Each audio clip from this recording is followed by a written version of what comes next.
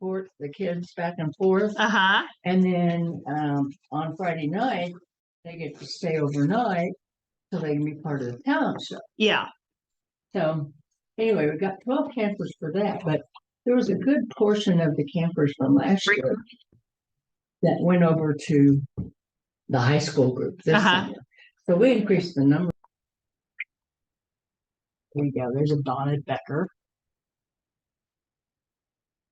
So they should all pop up like that, and then you can just do it in that. Okay. And then when you share screen, when you get ready to share screen, then you ought to be able to just show that power. Okay. There you go. You. And you got to admit all. You got it. Welcome. Hi. So thank you all for coming today. I'm going to introduce Debbie Coen. Debbie was with Swindoll, Janzen, Hawk, and Loyd. And I don't, for those of you who don't know me, I don't know that any of you don't know me, but my name is Cindy Miles, and I'm the president and CEO here at the Kansas Nonprofit Chamber. And Debbie serves on our board.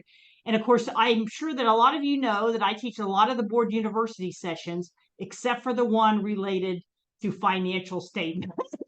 Because Debbie is an accountant and she knows much more about financial statements and reading and understanding and helping you to read and understand financial statements and the board's role in regards to understanding financial statements. So I'm going to turn it over to Debbie. Thank you so much, Debbie, for doing this today.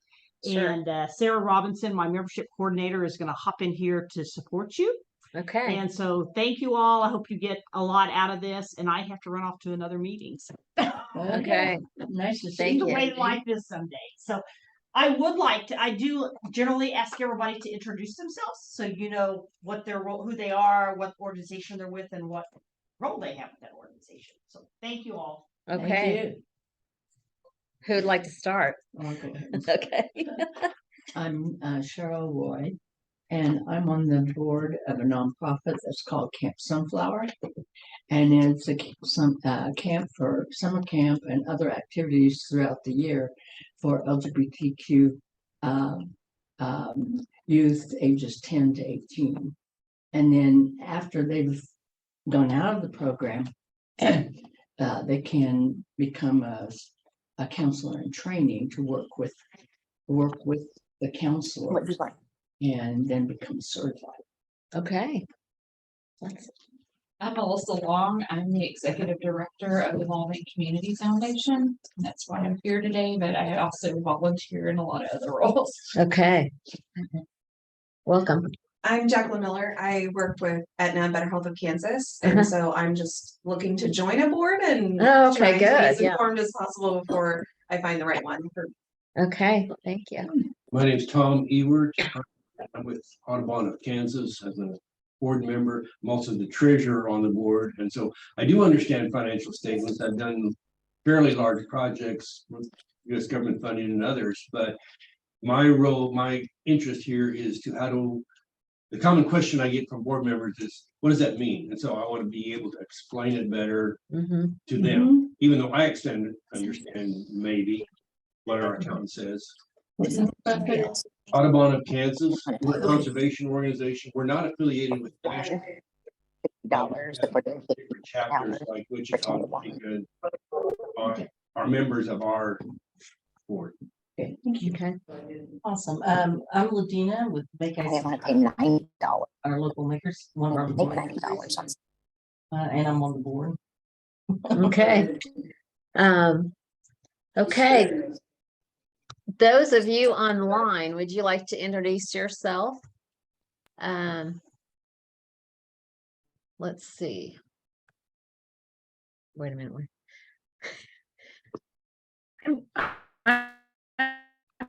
Donna Becker from Newton and chair of the board of Kaufman Museum in North Newton. Okay, well, welcome. Jason Grieber, and I'm on the board of directors. Hi, I'm Jason Grieber. I'm on the board of directors for Kansas Recovery Network and for CM3T Basketball and Training, and I'm the vice president of treatment services for Mirror here at Newton. So it's good to see a fellow Newtonian, Donna. Okay. Hi, I'm Melanie with Imaginarium in Emporia. Okay, welcome.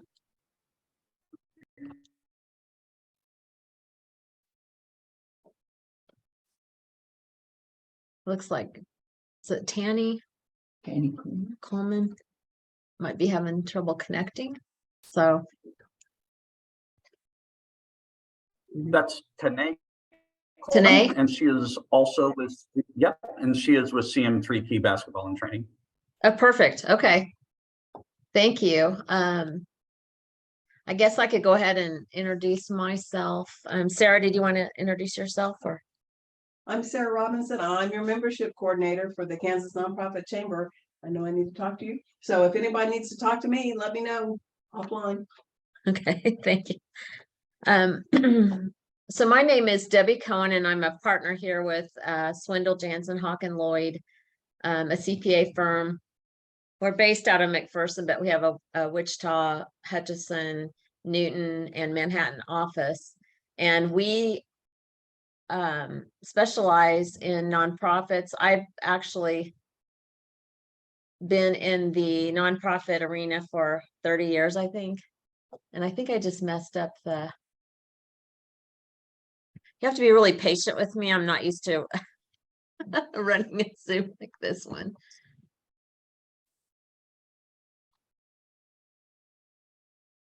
Okay, how do I add her in here? It's We- joining her right now. Is it? Yeah. Perfect. Thank you. So today I just put together some materials that we can utilize to have some conversations about financial statements.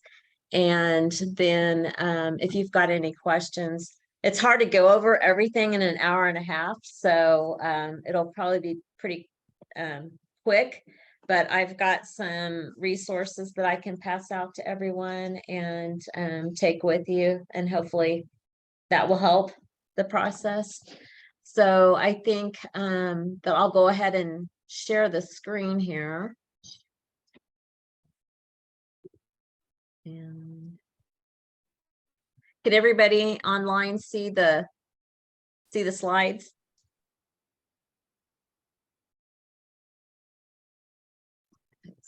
Yes. I don't know. Yes. I think so, yeah. Okay, it's hard to hear. I know.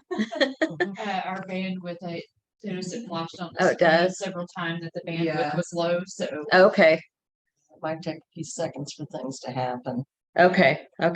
We'll try to be real patient, and yeah, hopefully you online will be patient as well. We have some bandwidth issues, but so we'll jump right in here. And so I've gathered some materials mainly for a board's point of view, or finance committee's point of view. So we'll try to go over those. And like I said, it's very casual. So if there are any questions, please, speak up and we can go over those.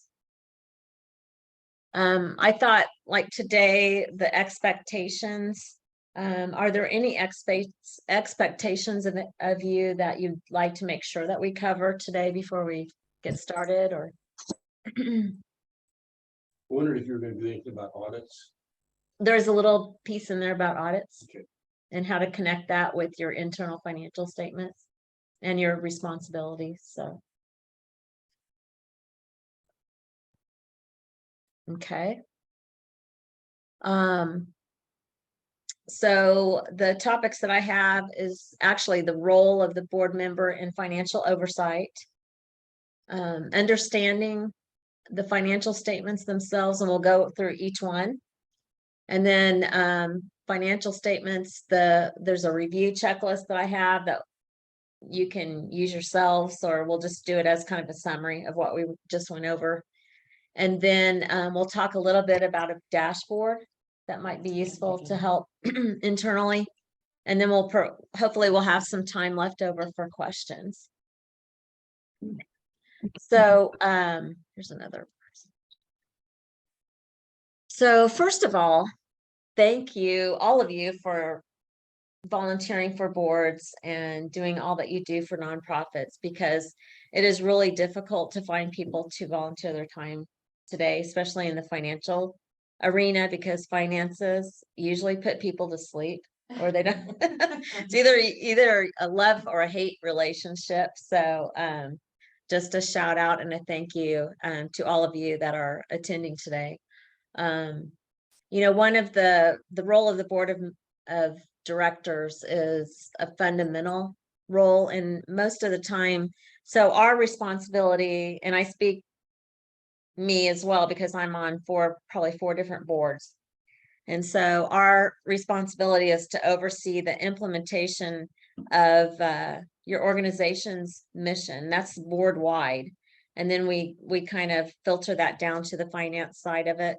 And our duties are, good faith, loyalty, and due care.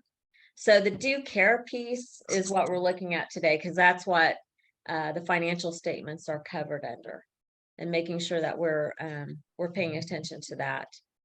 There's also legal responsibilities. A lot of you already know that.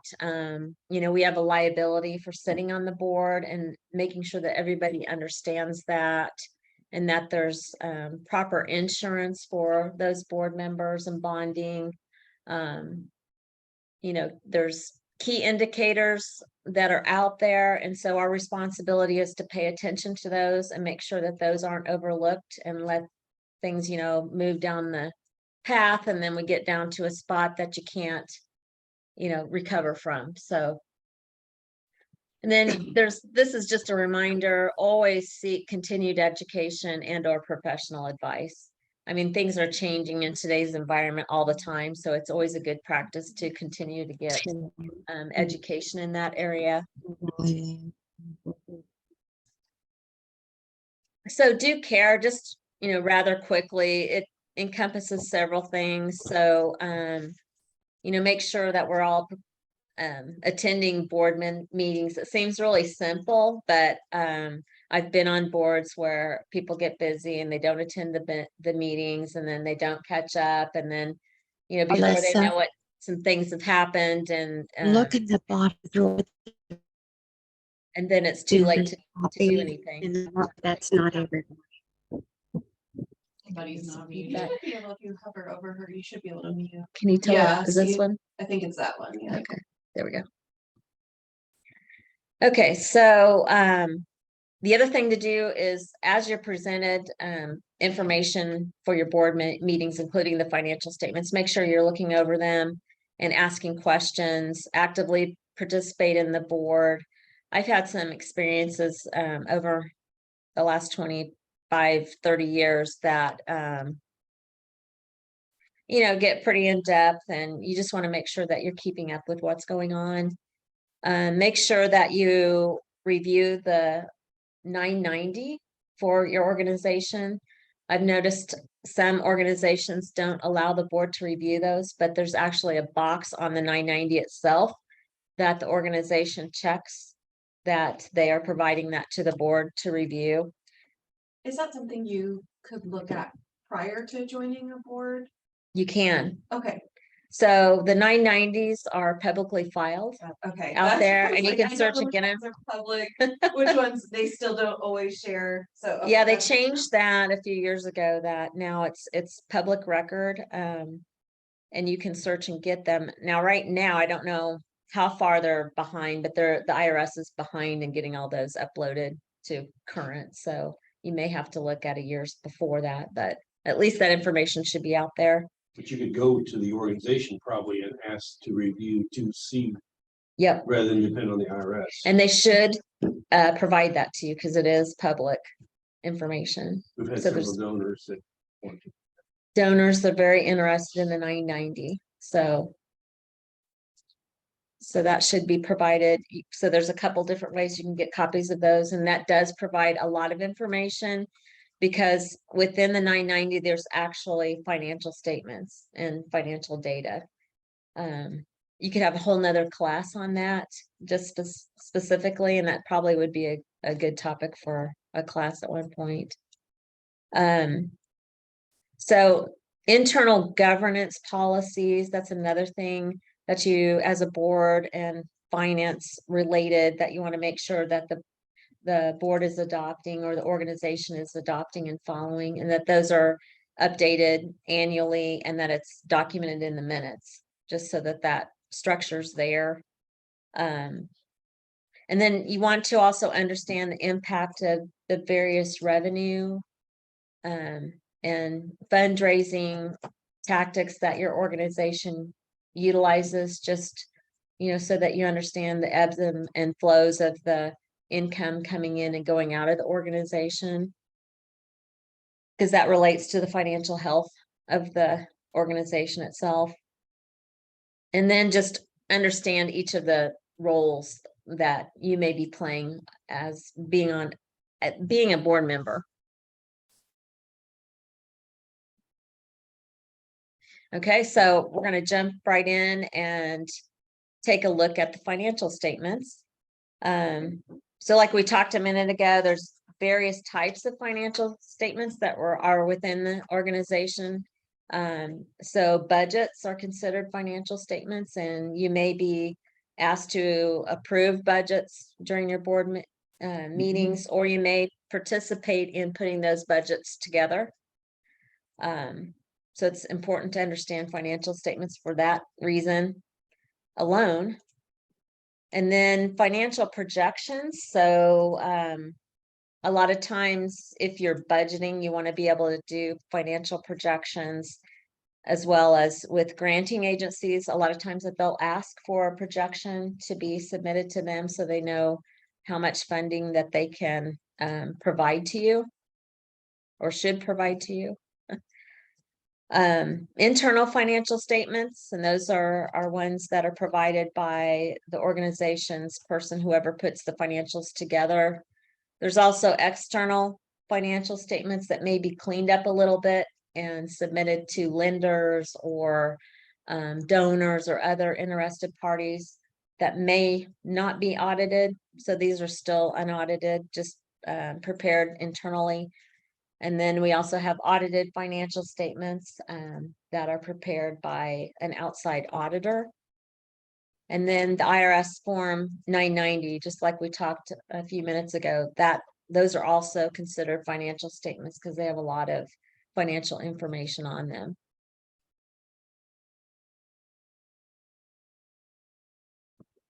So common users, it's really important to know who is utilizing and maybe using your financial statements. So of course, you're going to have the management team utilizing them, and they're going to be operating the organization based on the financial statements. This is why we want to make sure that the financial statements are accurate. They're good numbers, because significant decisions and opportunities may be taken by management based on those numbers and the health of those financials. So super important to make sure those numbers are correct and reviewed regularly. Another user are, of course, the auditors.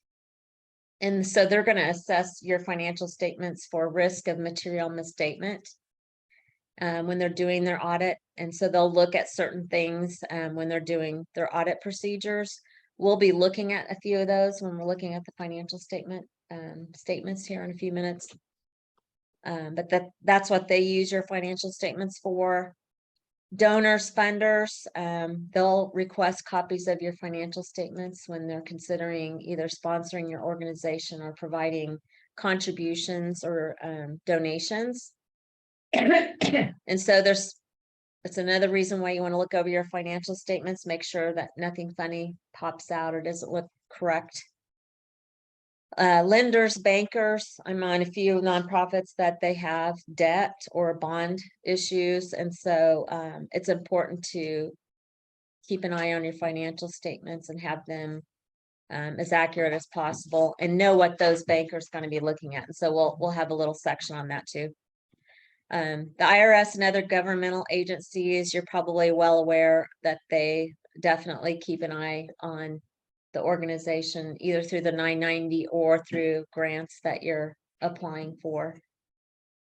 And then your board of directors, they should be reviewing all of the above, just you know, kind of as a governance, not in the middle being management, but as a governing body.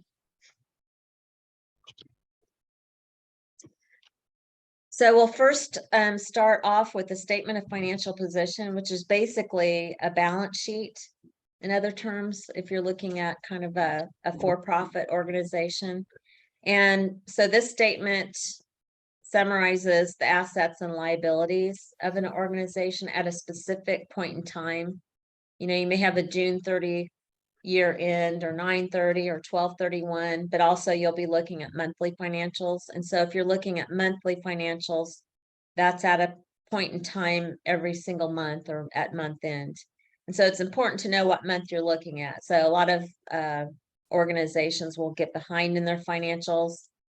And so here you're present day in June, but you're looking at January financials and just kind of making sure that your mindset is kind of where the financials are.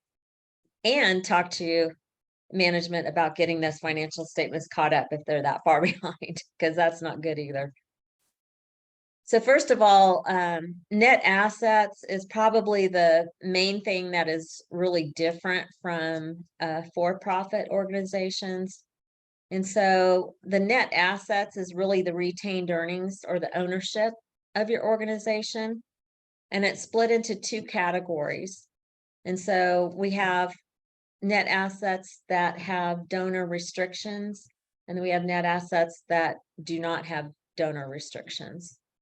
And so the donor without donor restrictions is like retained earnings, and it's fully available to the organization to use as it pleases within its organization. The piece that does have donor restriction means that it's really owned by your donors at that point in time until you meet the requirements of those donors. Plus, it also includes endowments that may be endowed into perpetuity, so you can never spend that principal. You can just spend the earnings that are earned on those dollars. And Like so if you have scholarships and somebody gives for scholarships, it's got to be in that scholarship. yes. So, and there's 2 points to that. So somebody may give you current donations to use for scholarships that you can spend in current operations on scholarships. And then they may give you, hey, I'm going to give you $500,000 to invest. We don't want the $500,000 spent on scholarships. We want you to keep it and not spend it, but we want you to use the earnings off of that $500,000. Like the interest. Yeah, like the Mhm. interest and the gains, hopefully gains Mhm. on the investments Mhm. on scholarships. And they'll designate, they can either designate to use it on scholarships or some other program, or that you can use the earnings in your operations. And so at that point in time, it would be moved to net assets without donor restrictions. So you just kind of have to keep in mind that the net assets, yes, that is the net worth or the ownership of the organization, but the organization may not have complete control over all of that. And that's what kind of distinguishes it from a for-profit. Mhm. So other areas of the financial position are pretty similar. I mean, there's some different terminology and stuff, but the premise is pretty much the same.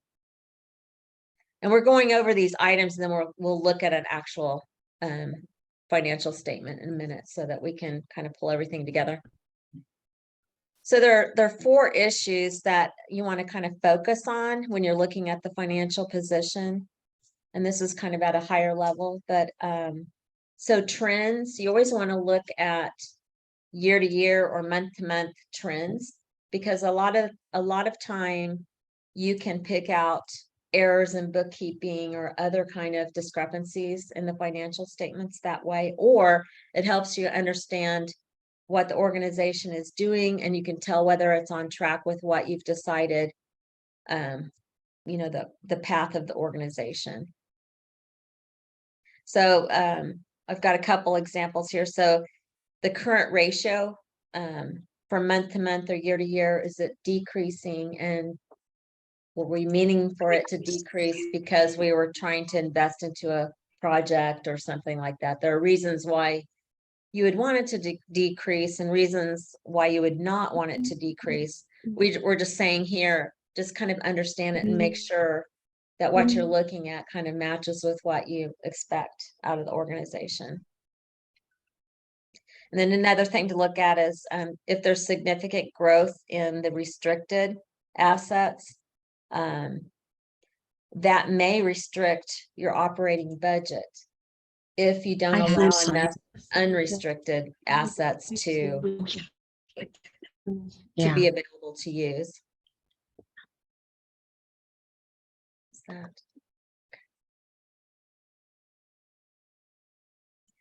So that's it for the trends. Liquidity on the balance sheet or the financial position.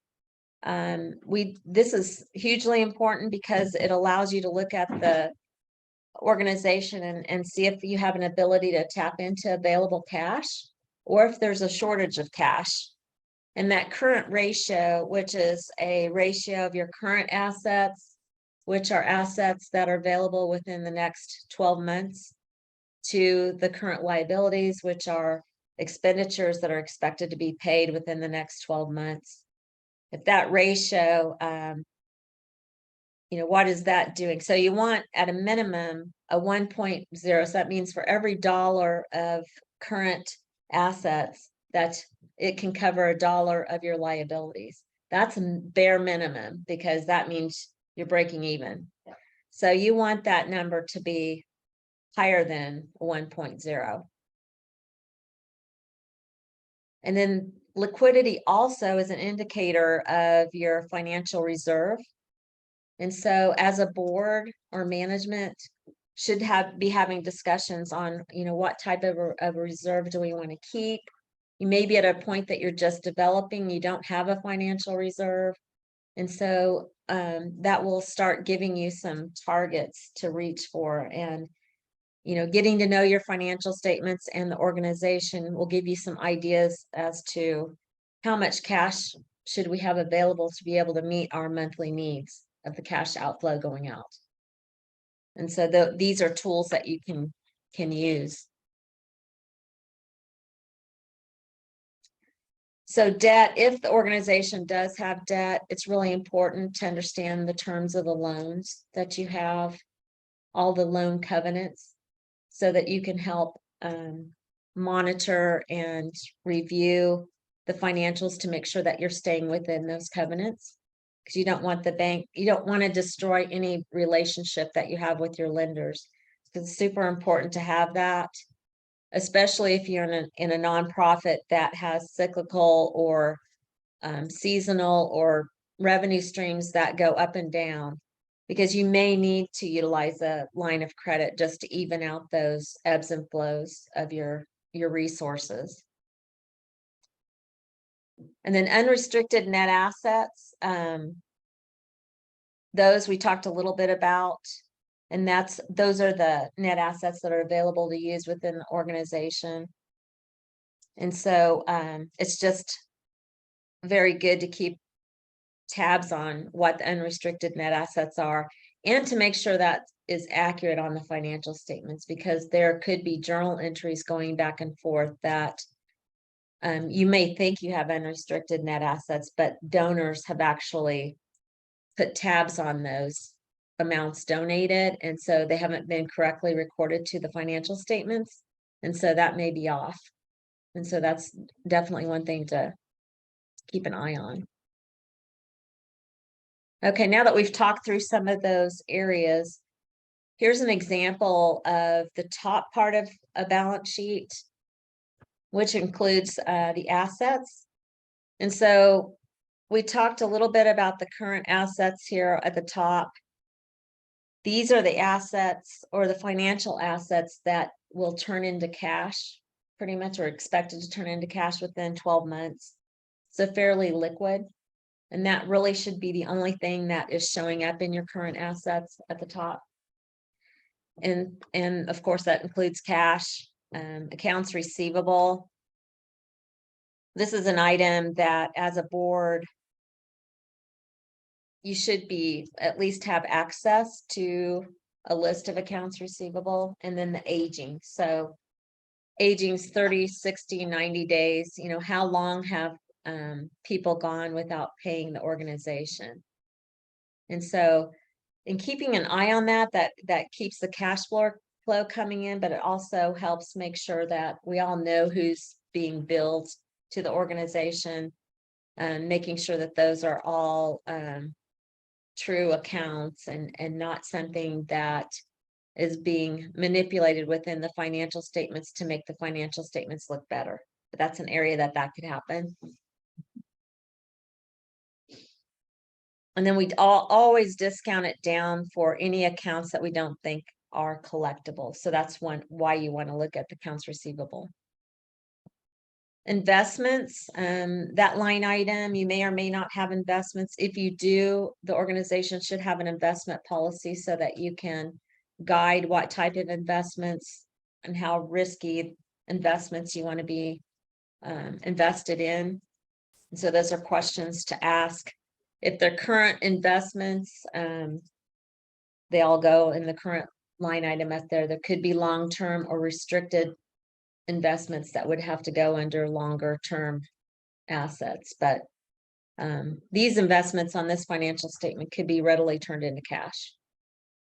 And it's very important to understand the type of investment. So there's a big difference between investing in bonds versus mutual funds, and that's the availability of cash.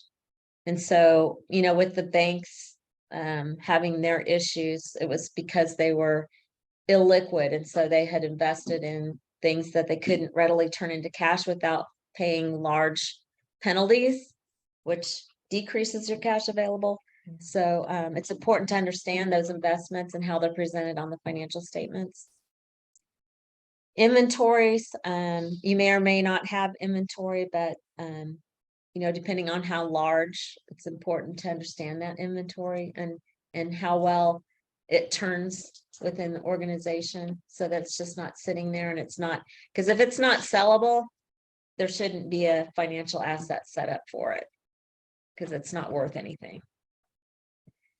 Healthcare plan deposits or other deposits, that goes under that same category. Any prepaid expenses and other, and those are things that you've prepaid, so you know that you have that out there to apply towards future expenses. And so that's how it gets captured in the financials. You want to capture it because cash has left the organization, but you haven't really expensed that. Like if it's insurance, you haven't really expensed it yet. So it's still considered an asset to the organization. So just kind of understanding those items.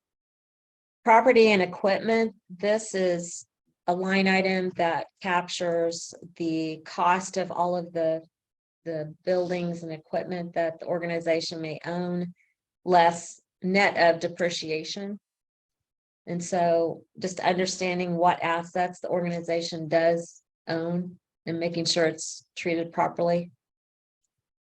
And then down below are your other longer term assets, which include any restricted deposits, either whether it's by a donor or by the government, deferred costs, which may be loan costs that are deferred until they're expensed.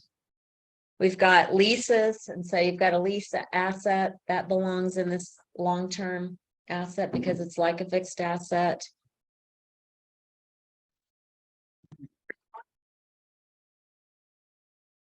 Okay. It looks like that we had some connection issues, so we waited for you guys to join us back. So we'll get back on here. Okay. So we're jumping down to the other assets, and we were talking about the beneficial interest and remainder trust.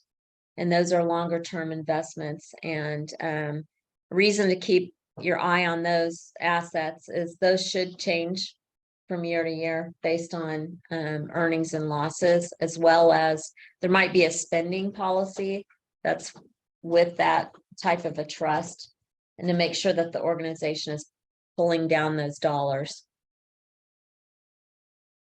On the bottom side of the balance sheet, you'll see current liabilities, which we talked about when we were talking about the current ratio. And so these are items that will be paid out within the next 12 months in cash, which includes your accounts payable, any mortgage or other loans, just the current portion of those, the 12 months, and any other liabilities. Deferred revenue is included here. And so that may be grants that your granting agencies have provided, but you have not provided the services under those agreements yet. And so if you've received the cash, but you haven't provided the services yet, then that goes into what's called deferred revenue. And then as those services are provided, then you reduce the deferred revenue and pull it into your revenue on the income statement.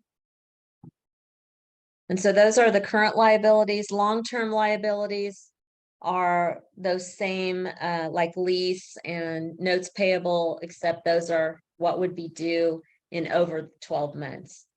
And those are important to keep an eye on because that allows you to calculate your current ratio. So to make sure that the right amount is above under current and the right amount is on long-term. And then your net assets, this is where they show up at the bottom of the statement of financial position. And you can see without donor restrictions and with, and just a note under, oh, go ahead. I wonder if they might have a question.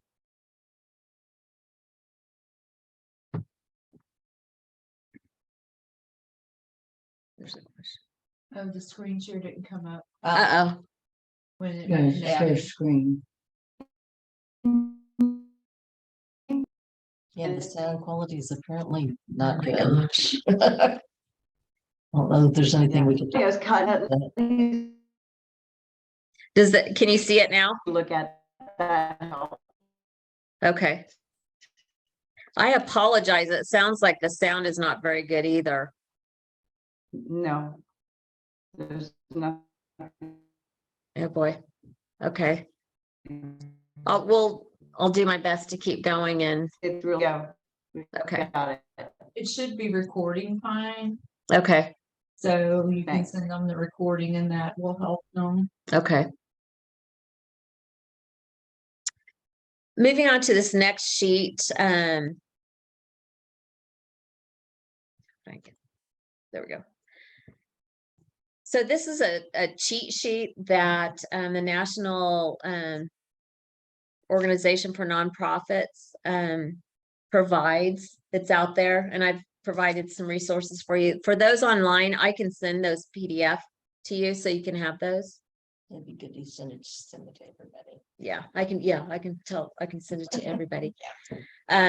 This cheat sheet just shows you how to calculate like current ratios and days cash on hand, which are important when you want to monitor the cash going out of the organization. Your working capital ratio, your debt to equity ratio. What that tells you is, do you as an organization own the organization, or does a bank own your organization because you're heavily in debt or have highly leveraged? And then it also shows you how to look at assets that have donor restrictions. So this is a nice cheat sheet to have, which we'll provide.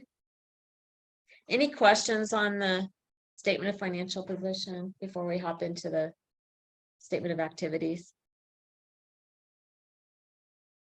So is it a problem quite often with nonprofits having too much money that's in that category that's not Unrestricted? Yeah. So no, there are organizations that's all they have. Uh-huh. And just because it's unrestricted or no restrictions on it doesn't mean that you can't, that it's just available for all of your programs. You just haven't had donors provide a restriction to use it in a certain program. So is restriction a problem?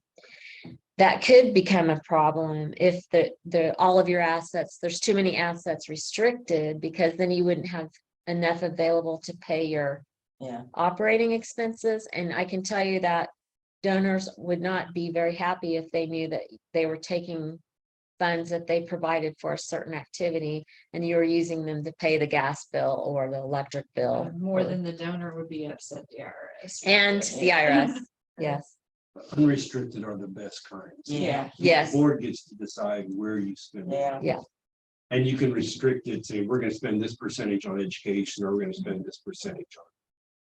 So you can make your Correct. own restrictions on it. You don't have to, yes, and that's a good point. We'll get to that in a minute, but on the unrestricted section of your net assets, the board can put their own restriction in there and show it on the statement of financial position, so it's designated. It'll just still be under unrestricted or without Yeah, like restrictions. at Make ICT, when you assign money to each of the areas, that's unrestricted funds that you're then restricting. Yeah. Mhm. For use in that area. Right. And the board can always unrestrict it if Yeah, there's an yeah, you emergency can that always comes take it up. back from cause you put it in your budget. That's That way you say happened. we're gonna spend Yes, Yeah. that's a good way to utilize. I mean, there'd be a whole nother session on budgeting, but that's a good way to run your budget, is to utilize those categories on the statement of financial position. Okay. Thank you. Okay, so statement of activities, which is really similar to your income statement for a for-profit organization. The focuses are on revenue. And so some of those resources that result from an exchange transaction, program of service fees, grants, contracts from governmental agencies, ticket sales or event income, investment return. Those are all items that can show up in your area of income that you want to keep an eye on. Support. So these are resources that don't provide any goods or services. Mostly are due to services that are provided by others within your organization. So contributions, private grants, in-kind donations, those are all public support that comes into your organization. And so those are two different types of revenue, and they act differently on the statement of activities, meaning that you may have different expectations. So your support line item may not be dependable. And so it's more important to keep an eye on those areas to make sure that your expenses are going to be covered in case you don't receive that support. The revenue above that are from exchange transactions, typically you can predict those.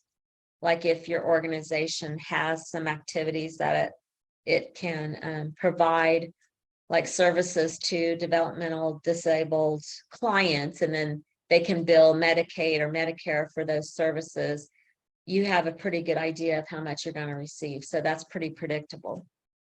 So a lot of times, yes, you want to keep an eye on the exchange transactions and that the organization is able to provide those services on an ongoing basis.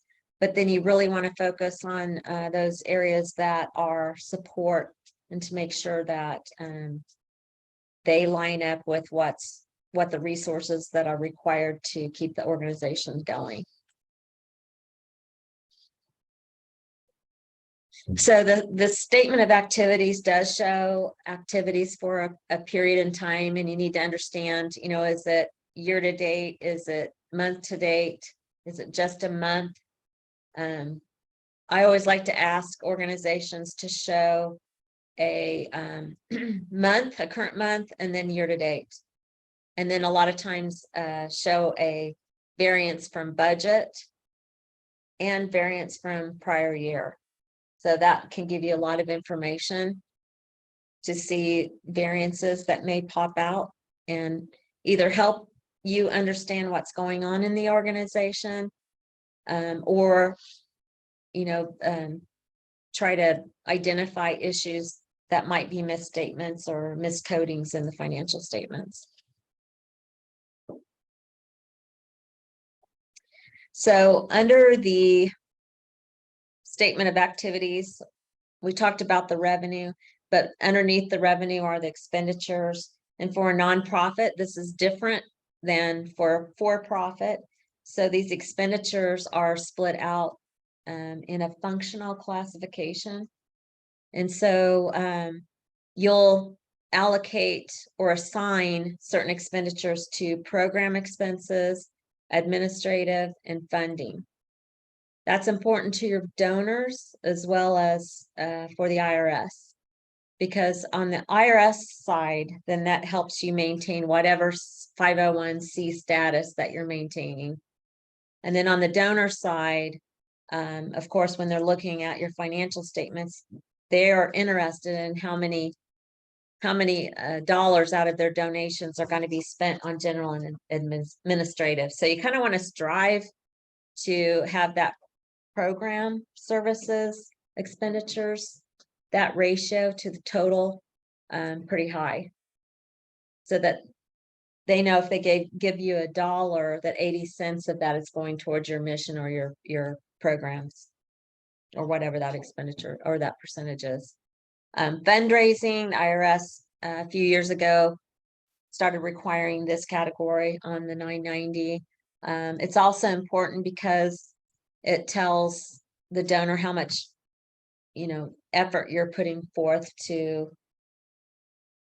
get donations or funding, and whether or not you're hiring an outside source or if it's internal. So do you think that it would be important to have, I mean, obviously you want almost all of it to be program services, but if there were nothing on administrative and fundraising, would that be a bad?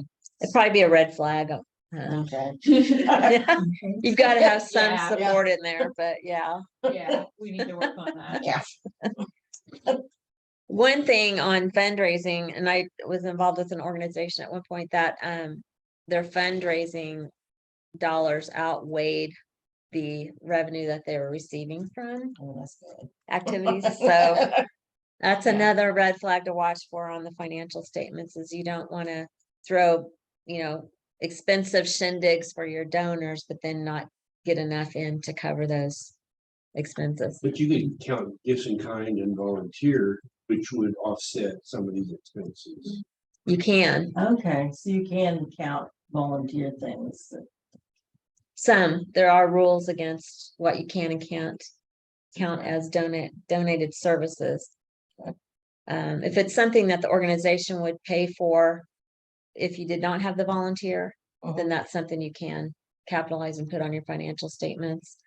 Yeah, any in-kind contribution can be put on the financial statements. Like if somebody is donating items to raffle off at your events, or they're donating paper or printers or other Office space. office space. Yes. Yep. You put the fair market value of that. Yes, the fair market value of the rented space should be put on the financial statements as revenue and as expense.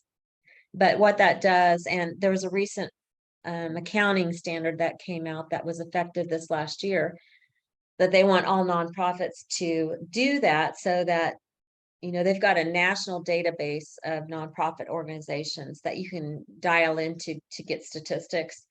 And so it was so uneven because some nonprofits were recording those donated things and then some nonprofits were not. And so it looked like very uneven, and you couldn't really compare the ratios and analysis. And so now they've, for GAAP financial statements, they require that all in-kind donations be put on the financial statements, so that if an organization gets free rent versus an organization that has to pay for the rent, both organizations now have rent expense on their financial statements. It's just one gets it donated and the other has to pay for it. So if that makes sense. But it also helps the financial statements read better and a little better to understand, and it helps the ratios. Any ratio analysis you do on your financial statements to make more sense. And then the change in net assets is of course the net income of the organization, which is the revenue less the expenses. And then the change in net assets is also split between donor restricted activity and non-restricted activity. And one thing to pay attention to, the restricted activity is mostly, a lot of times, the income from that is either restricted donations or it's income on restricted investments. And then all of your operations typically is in the unrestricted section of the income statement or the statement of activities. So things to critical areas to review on the statement of activities. So I mentioned having the financial statements printed that shows difference between budget versus actual. And so you want to look for significant variances in those numbers, especially ones that will negatively impact the financials. But also what it'll call attention to is if something is not accrued or accounted for on the financial statement. So I looked at some financial statements recently that for the month there was 0 rent, and the budget and the year-to-date number was, let's just say $2,500, but the budget said that we should have spent $5,000 year-to-date. So that was telling me that there's $2,500 worth of rent that should probably be accrued in these financial statements, which means your liabilities should be higher, and then your net change in net assets or your net income would be $2,500 less if you have to accrue that. So you're actually looking at financial statements that are not accurate, or not an accurate reflection of where the financial statements are sitting for the organization. So that's how those budget versus actual can point out things, or even actual to actual from month to month or year to year can point out things that may be items of discussion. There may be a reason, and that's fine, but you want to really understand those reasons why there's variances. So another thing to focus on are the revenue and support. We talked a little bit about sources that may not provide steady income, and then make sure that you're watching the cash flows of the organization. One example would be like dues. So if you receive dues only twice a year, but yet you've got to carry your cash for the full year, you want to make sure that your budget is reflecting that so that you don't run out of cash in certain times. If there's a heavy reliance on a single source, of course, that's pretty simple to figure out, but you want to make sure that you understand that in case you lose that source, and that you'll be able to replace that, so you don't run into problems financially.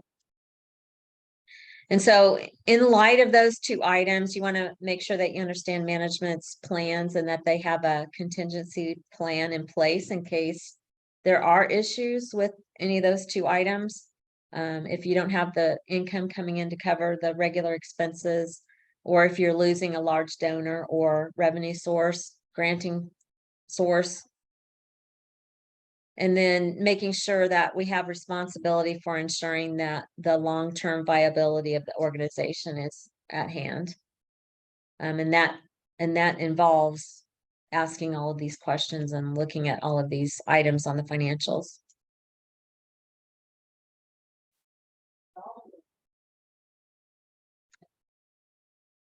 Okay, so here's an example of a statement of activities. So at the top, I picked one that had a lot of different sources coming in, so you can kind of see what this looks like. And so they do have some manufacturing. They also have grant revenue coming in, contributions. They also have fee for service, which is a concentration on their financial statement, because if they lost that funding, they would not be able to stay open. I mean, you can see how large that is. And so that's always a key factor and a key area to talk about in your board meetings. There's also unrealized gain or loss on investments. That's where that would show up if it is on unrestricted investments. And so there's a little bit of miscellaneous and other change in value of the beneficial interest. And you can see how that shows up in the column with donor restrictions. So this is how you can tell if the activity on the statement of activities is either with assets that have donor restrictions on them or without. And so you can see how that's entering into the organization within the operations. And so we've talked about receiving donations with restrictions. And so what happens when you do what was requested of the donor? So say you gave out scholarships. So they come in under the column with donor restrictions. So once those scholarships are paid out, those dollars are moved over into the column without donor restrictions. Okay. And they become available to fund those expenses. Because all of the expenses show up in the without donor restrictions column. So that's how you account for the donor restrictions. You Yeah. keep them over here and then you move them in when it's. Yeah. So you should be able to see that those funds being utilized within the organization that way. The bottom part of the statement of activities are your expenses, and we'll look at a functional expense statement in a minute here, but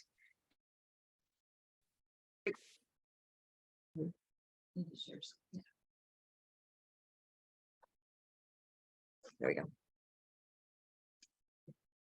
Okay, so we can see the split out of the expenses here.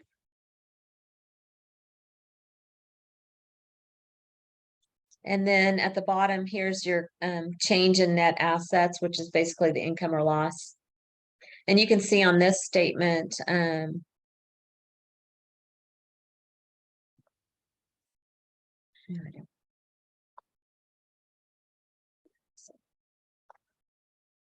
on this statement, they had a loss basically in unrestricted column, and then a gain in donor restricted activity, which happens. I mean, Yeah. it's gonna happen. Any questions on the statement of activities before we move on, or is there another? Is that the same question? Yeah.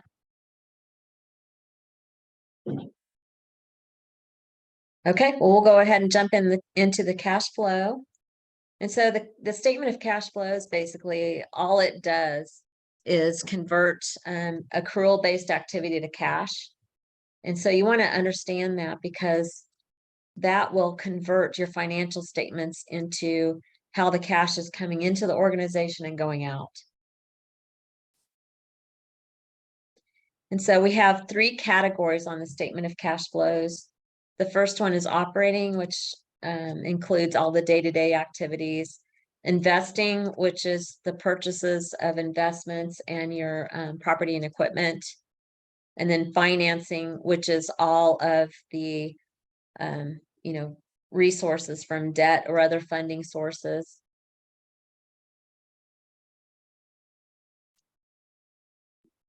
And so as you're reviewing the statement of cash flows, you want to look at your total change in cash. And if it changes a lot from year to year, or, if you have a consistently showing a negative use of cash overall, then that's probably a red flag. And not that it means that it's bad, but you really want to understand why it's negative. Why are you using all of the cash within the organization? And that's another reason to make sure that management has a plan in place to recover that cash.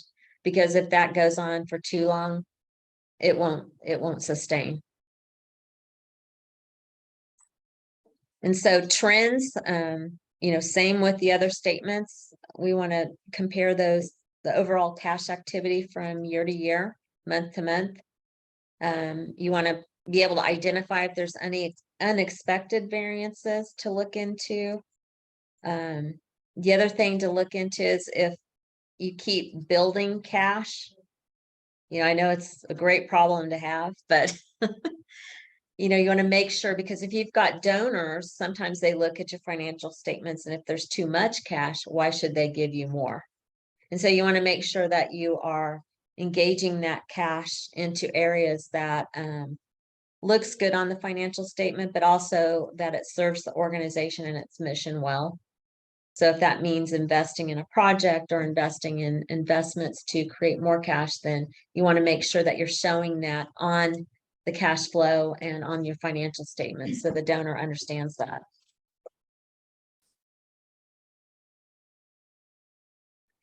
Most of the time, your cash flow from operations, which is the top part of the cash flow statement, should show positive cash inflow.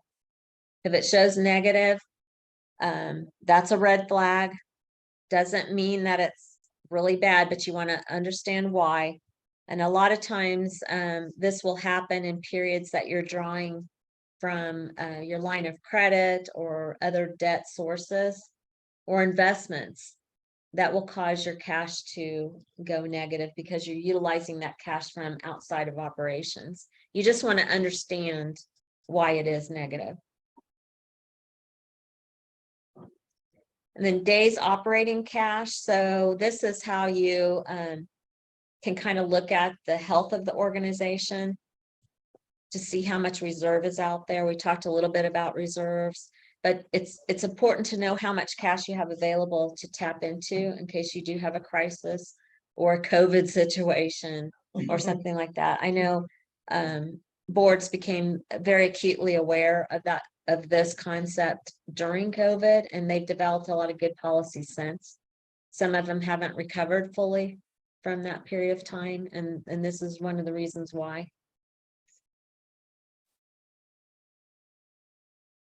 And so this is not the cash flow statement, but this is a liquidity exercise that you can go through. It's also in audited financial statements because an audit has to look at this. And it's disclosed within the financial statements. This shows all of the financial assets at year end of the organization, or it could be per month.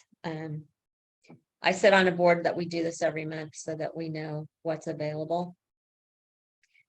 And so you'll list all of the financial assets from the balance sheet or the statement of financial position that we looked at a few minutes ago. And so we have, for this organization, it was about 10 million available. And then you take from that, you subtract out any assets that you know are restricted and you can't use. And so that could be board restricted assets as well as donor restricted assets, or funds that are restricted due to time, like an elapsed period of time, or by a granting agency. You want to subtract all of those out to get the net cash that's available to meet the needs of the organization. So a net cash for, in this case, was $3 million.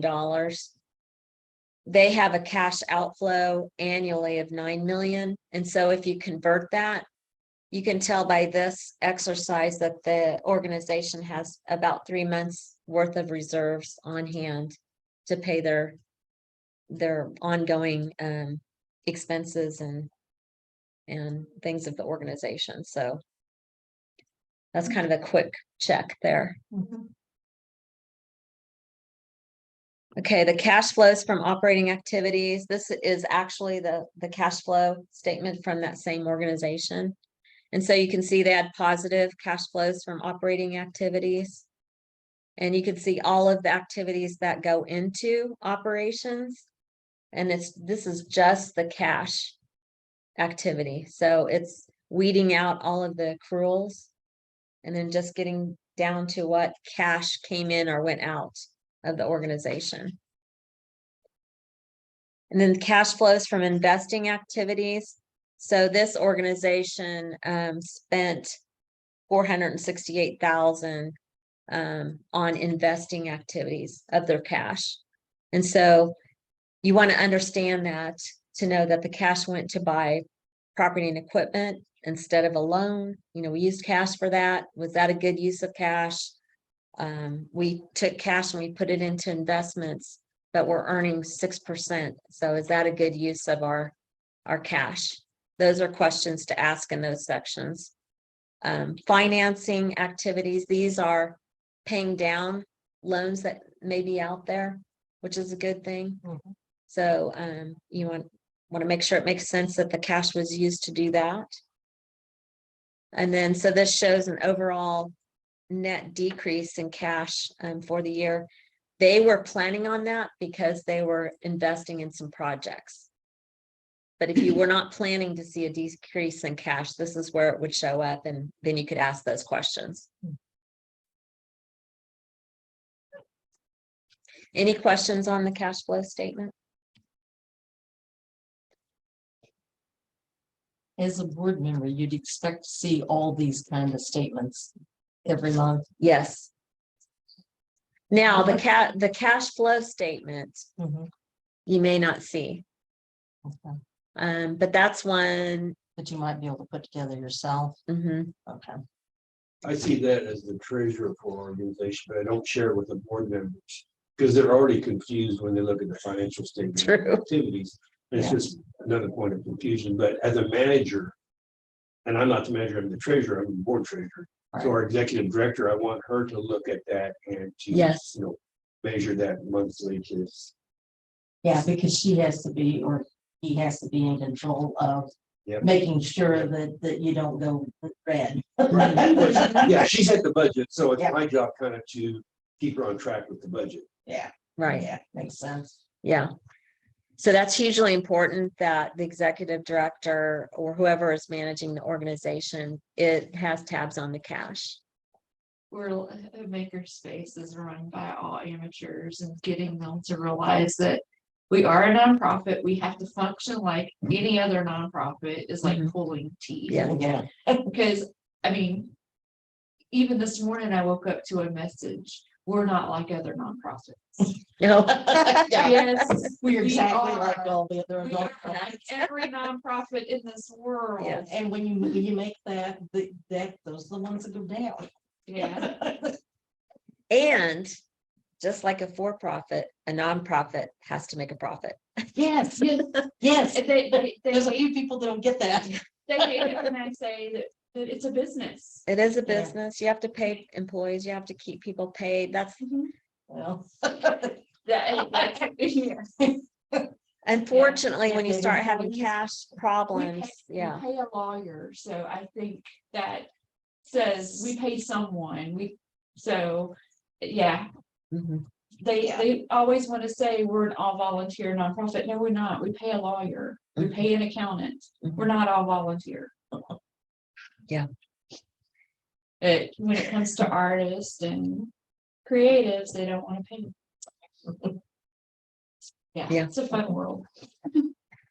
Well, I will say it's not easy. Yeah, it's not easy now. It's important work, but it's not easy. Wait a minute, there's check the chat here. Okay. Oh, yes. So there's a good, I can send out the slides to everybody too. Yeah. So Usually Cindy, she's probably, I don't know if she's told you this, but the day after the meeting, she sends us all the slides, all the PDFs, and the recording of the meeting. Okay. So she'll probably help you do that. Okay, perfect. Yes, so the slides will go out. Okay, we'll jump into, how much time do we have left? About 20 minutes. So we'll jump into the statement of functional expenses, and I don't have a whole lot on this statement, and you may not get this as a board. You will if you get audited financial statements, but basically what this is a detailed list of all the expenses each month. And if you use QuickBooks, they'll probably just spit out the statement of activities, which will have a detail of all the expenditures. This just takes the statement of functional expenses, takes it a little bit step forward to where it splits it between those three categories we talked about, you know, whether it's program or G&A or fundraising. And so you just kind of want to keep an eye on those statistics, because that information is provided. That's how it's put on the 990. It is utilized this way. just so that donors can see the percentages spent on G&A. And so that's what this looks like. And I use this example, it's the same organization. And but you can, on this format, you can see comparing year to year for programs, supporting, fundraising, and then total. And to me, this provides a lot of information that should pop out, anything that may be out of the ordinary. And then again, it may not mean that it's an error, but it may be something that's expected to see. And then again, you may expect to see something and you don't see it. So that's another reason to ask a question.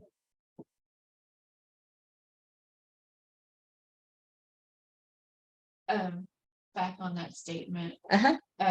it looks like they're intentional with their spending from their fundraising so that it directly impacts Yes. staff and things. So you don't want to use funds raised for utilities and so forth. Okay. Correct. Yeah.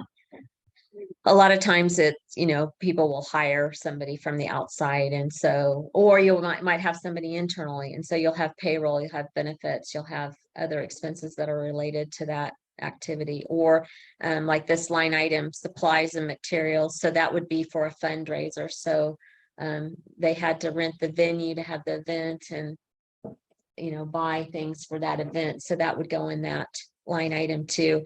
And I was kind of joking around about the one entity that I'd experienced that they spent more money on the fundraising than the contributions coming in. But this is where you could see that happening.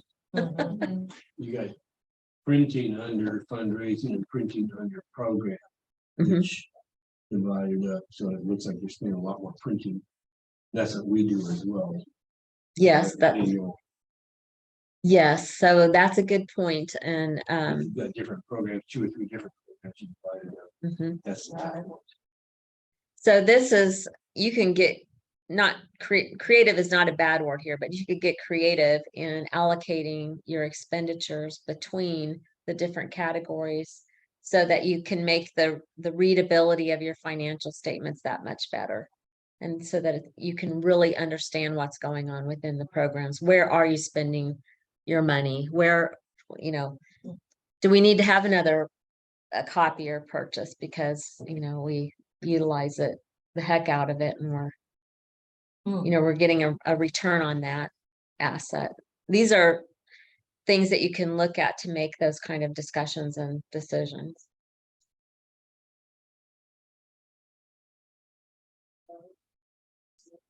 Okay, so other sources of information in the financial statements,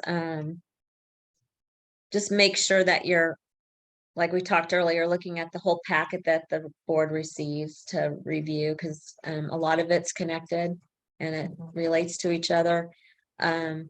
So just to briefly mention auditors' reports and auditors' financial statements. So as a board, when you receive audited financial statements, there are 4 different opinions you can get, and just understanding those is pretty important. The unmodified opinion is a clean opinion, which means there were no findings. Modified opinion is for all purposes unmodified except for certain things, and then that report will tell you what they either disagreed with management on or couldn't put a gap report on because it was outside of those parameters. Or you could receive a disclaimer, which for instance, if they couldn't count inventory at the beginning of the year, they'll disclaim it, an opinion on it, because they couldn't put their name on the revenue that was recognized during the year because they didn't have pieces in the beginning balance sheet. They're just different things that could cause a disclaimer. The important thing is to know that it is a disclaimer and then ask questions. How big should an organization be to be audited? So good question. Organizations that receive $750,000 or more in federal funding are required to receive what's called a single audit for the government and the funding agencies. But other than that, it's really up to your board and management as to whether you want to get an audit. Now, funding sources will require, like United Way or other funding sources will require audits as well. And not because you reached a certain threshold, it's because that they're giving you funds and then they want to see an audit report on those funds to make sure that they have some sort of comfort level that third party is looking at your internal finances. Do you find a difference in auditors for nonprofits versus for-profits? An audit firm should be able to do both, or Not necessarily. The tactic doing audits is really the same between for-profits and not for-profits, but where the expertise comes from is if an audit firm has a lot of exposure and experience in nonprofits and can really identify and know what certain funding sources are and the auditing requirements of those, compliance. Like for our firm, we do a lot of single audits. We audit a lot of HUD. And so it'd be hard for somebody that's not in that arena to do an audit of that type of an organization.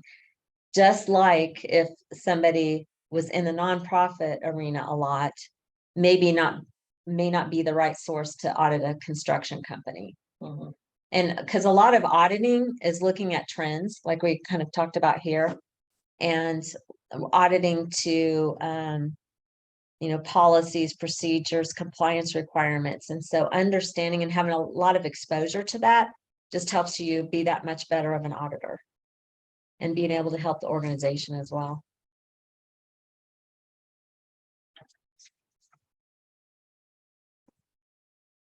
Internal controls are hugely important to the integrity of the numbers that you're seeing on your financials.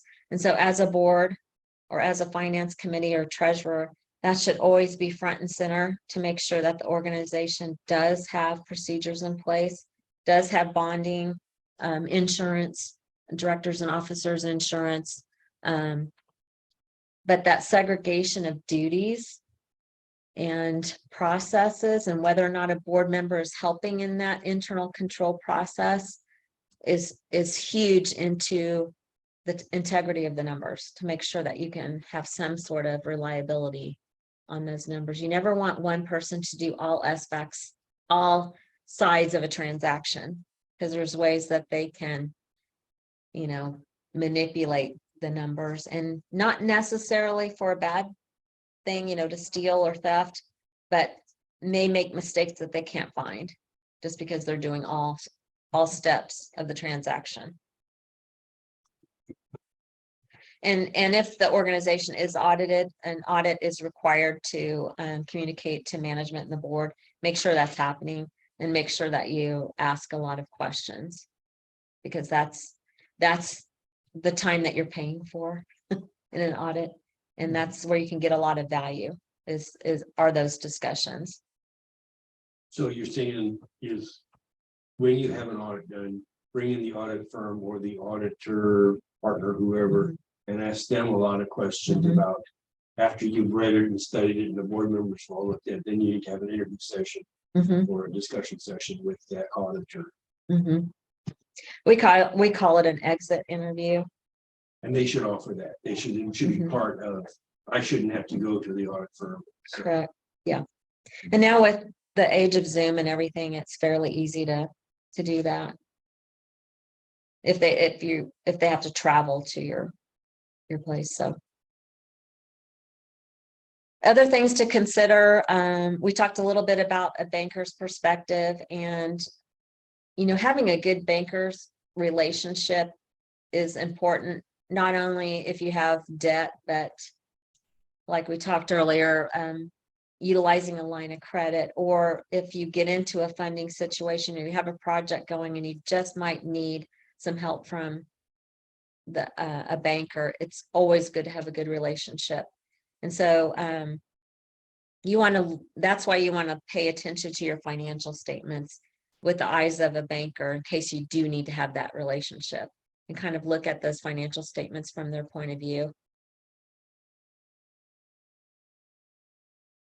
And then you want to look at the financial statements from a donor's perspective. We touched on a few of those things that they do like to look at before they donate money. They obviously want to make sure that the organization is a healthy organization or has plans to get the organization to a healthy place, you know, if it's a startup. Okay.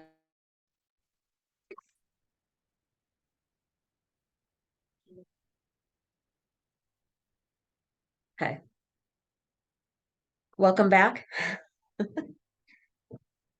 Okay, we're at the spot now that I've got a review checklist, a financial statement review checklist that I'll send out too. And this hits on the areas that we talked about. And so if you want to utilize the checklist, so when we talked about the statement of financial position, here are the items you can go down that list as you're reviewing the financials. Same with the statement of activities. These are areas that we talked about that are important to look at. Statement of cash flows, you know, reminder. I'm a list person, so sometimes those lists come in handy to use. And then this was the other sources of information that we talked about, like the clean audit opinion and other things. Footnotes in an audit report are hugely important too. It gives a lot of information about the organization that you want to make sure the auditors have right, because that's what donors will read. And so if your organization's mission is not, you know, recapped correctly, you don't want somebody to get the wrong impression of your organization. Or if it's changed, you've added a mission, you want to make sure all of that is included. The auditor should give you a draft copy for your Yes. If you want to change the footnotes, if you want to argue or discuss some of those footnotes to say, so Yes. that's not the final clean version. Yes. There are required, you know, footnotes and disclosures, but they are still the organization's financial statements and footnotes. And so you should be able to have some input into, you know, what goes into those footnotes. We're just finishing our first audit ever, so. I wouldn't recommend going in and arguing with the auditor, but. No, it's just been a long and tedious process. Oh yeah, initial audits are really, they do take a while, but they're gathering a lot of information about your organization. Yeah. Okay, and then I put an example in here of a dashboard, and we provide these a lot to similar organizations that are in the same kind of industry area. And you know, these are things that key indicators that you might want to track as an organization. Just create a dashboard and then have your management create these each month, so that maybe you don't want to review in depth all of the detailed financial statements or you get lost in them, or some of the board might. This is an easy way to summarize the data that makes it a lot easier to read and understand. So like, just looking at this, you could tell where your current ratio is, and if it dropped from last month or last year. Your program, yeah. This is an annual one. This is an annual one, but you could do it monthly. And your accounting firm, I could ask my accounting firm to do that for us, to prepare something like that with the categories that I wanted, and they wouldn't be too much trouble for them. Shouldn't be. Yeah. QuickBooks and do it quick. Yeah. But it's really super useful information for management and the board. So it's just an easy way to really organize that information. You can track your program expenses to make sure you're staying on track, you know, with your percentage that you want to keep. And I just wanted to mention that the National Council of Nonprofits is a great resource. I go to it a lot when I'm trying to look for different topics, and I've put the website there.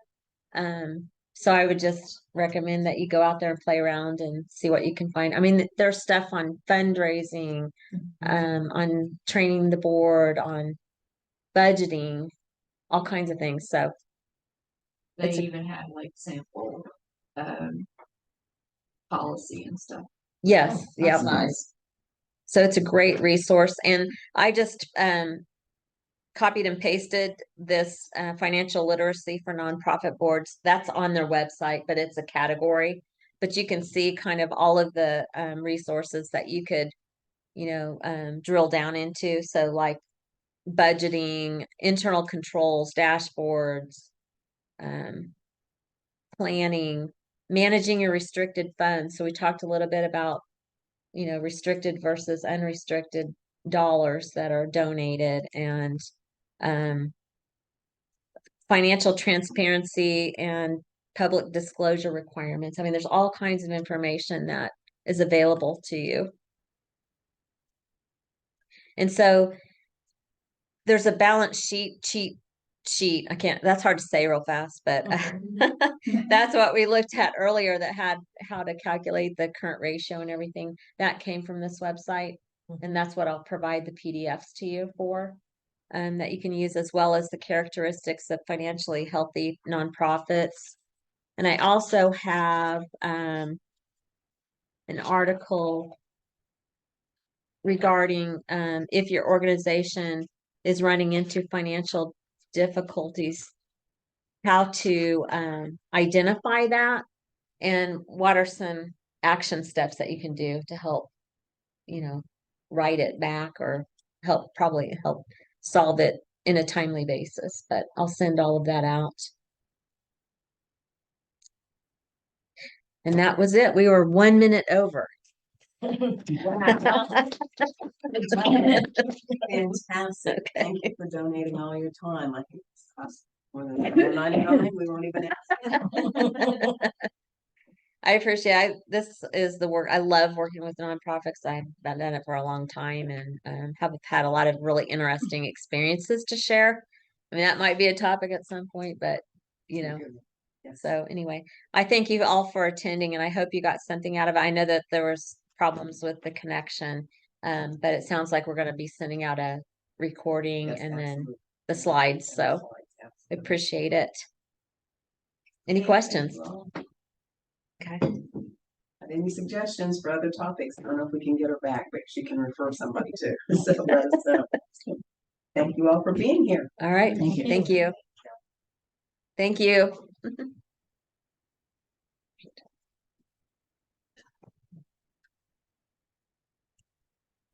Thanks.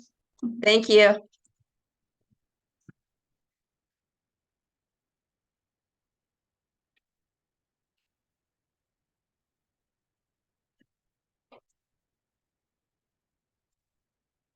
Is everybody off here? Nothing.